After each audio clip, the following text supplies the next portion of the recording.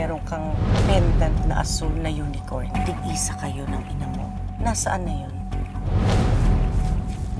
Saan ko ba yun nalagay?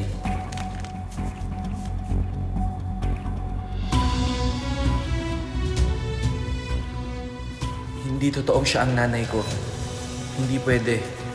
Gumagawa lang ng kwento yung matanda.